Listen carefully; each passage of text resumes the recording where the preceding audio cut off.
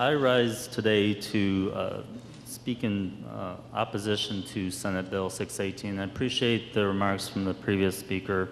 I think that we have been through this charter school experience for a number of years, and it's been an interesting conversation. It's been an interesting debate. It's an interesting policy, really. And so I think that way back when we had this debate, we had this idea of were charter schools are good or were they bad. The problem is that when we did that legislation way back then, we kind of set the bar a little bit too low. And without having a real conversation on how we raise that bar and how we set that bar a little bit higher, we're really missing the boat. So as the previous speaker had said, that this is an idea that can touch all of our students, that's really, it's not going to happen. I mean, that's the problem. That's what we're running into, because when we talked about charter schools from the early years, and we talked about the creativity and the innovation, and we can talk about whether that's happening or not. We talk about performance, but we also talked about this idea that they were going to help change the landscape and reform the education system in all of our districts for all of our kids.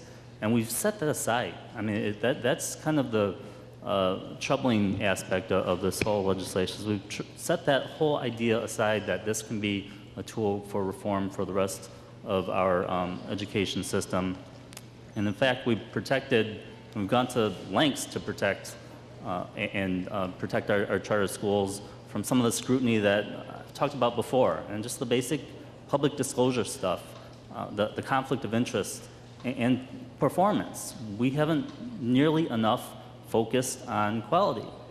And so the experience has been that we favored profit making, that we favored the charter school experience that's going to make profit off of our tax dollars and off of our kids' education. And that's part of what I'm trying to talk about in terms of why I'm vigorously opposed to this legislation. We're going to have more of the mediocre experience. We're not raising the bar in terms of our charter school experience. And as had been mentioned previously, we're absolutely #1 in terms of the for-profit charter schools across the country. In Michigan, that's what we're good at. We're good at the for-profit charter school experience. And I'm not saying that that's good or bad.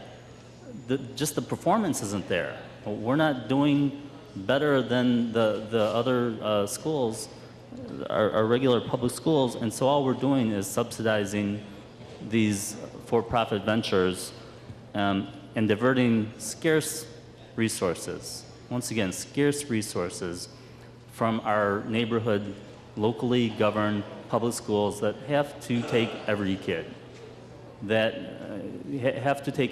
shows up at the door. And this is, once again, on the heels of taking $1 billion out of our schools earlier in the year.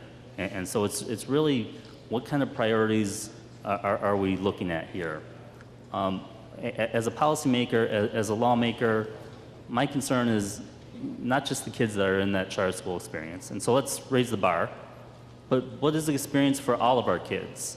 And what's the impact on our public education system from a wider angle? And this bill doesn't move the needle at all. It moves it back. And for those reasons, I'm voting no, and I ask for my remarks to be printed in the journal, and I urge my colleagues to vote no as well. Thank you.